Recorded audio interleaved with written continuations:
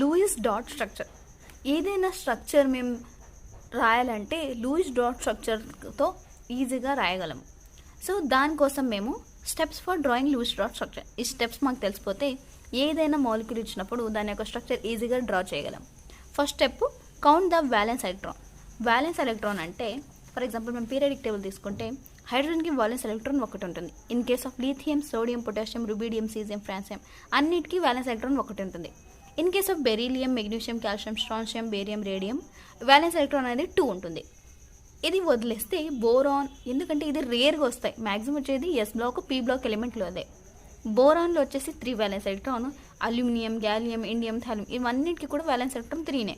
Carbon ఫ్యామిలీకి అన్నింటికి 4, నైట్రోజన్కి 5 వ్యాలెన్స్ ఎలక్ట్రాన్, ఆక్సిజన్కి 6 వ్యాలెన్స్ ఎలక్ట్రాన్, ఫ్లోరిన్ ఫ్యామిలీకి 7 వ్యాలెన్స్ ఎలక్ట్రాన్స్ ఉంటాయి. ఓకే, సో దాని ప్రకారమే నేను ఇక్కడ బోరాన్ ఫ్యామిలీకి 3, కార్బన్ వచ్చినప్పుడు 4 valence electron, nitrogen 5, oxygen 6, fluorine 7, neon 8 valence electrons. ఎగ్జాంపుల్గా తీసుకుంటే NO2, Nకి 5 వ్యాలెన్స్ ఎలక్ట్రాన్ కాబట్టి 2 + 6, 5 × 10 + 6, 16 valence electron.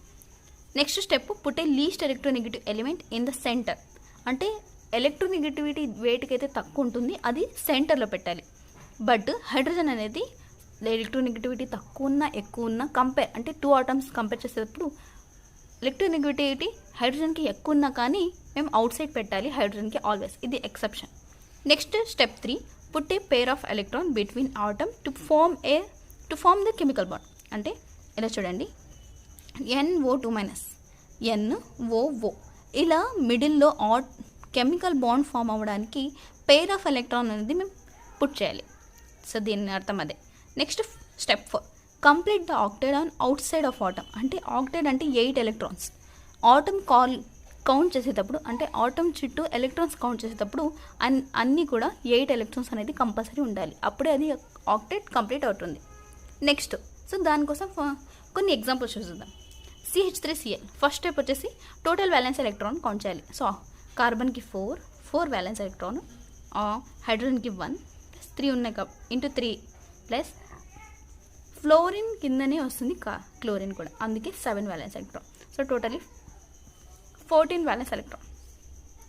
Next step, put the least electronegative element in the center. Least electronegative element carbon కాబట్టి కార్బన్ మిడిల్లో పెట్టాము. నెక్స్ట్ క్లోరిన్, హైడ్రోజన్ సైడ్కి పెట్టేసినాం.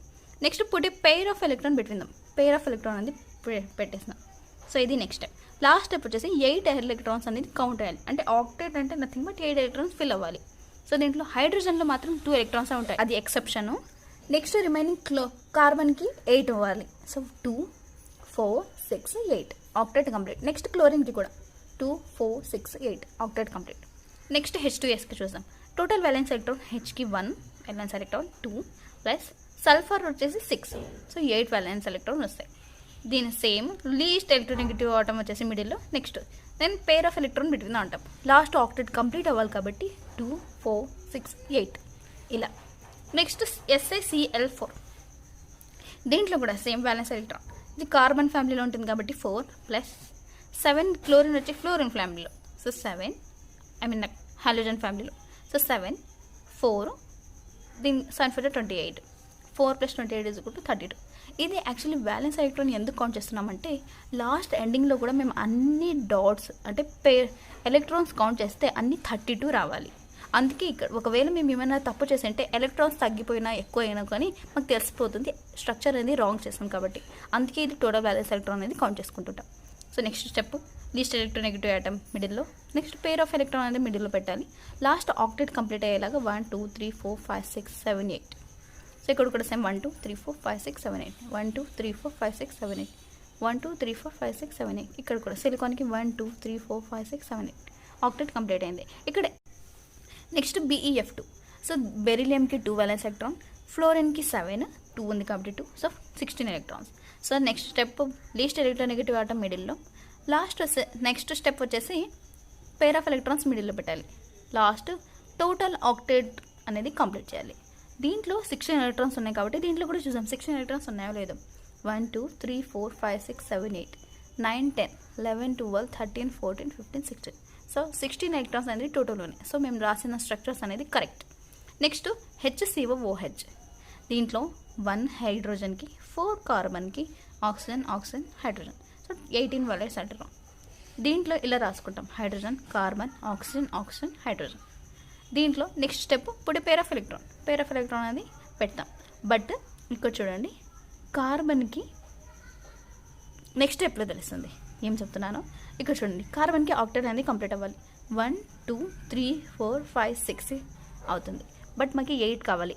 అందుకే ఇక్కడ ఇంకొక డబుల్ బాండ్ వస్తుంది. అంటే ఇక్కడ ఆల్రెడీ పెట్టకూడదు. లాస్ట్ కంప్లీట్ చేసేటప్పుడు ఏమైనా మాకు అంటే ఎలక్ట్రాన్స్ అనేది తగ్గిపోయినాయి అనుకోండి, ఆక్టేట్ కంప్లీట్ అవ్వలేదు అనుకోండి, అప్పుడు డబుల్ బాండ్ పెట్టాల్సి వస్తుంది.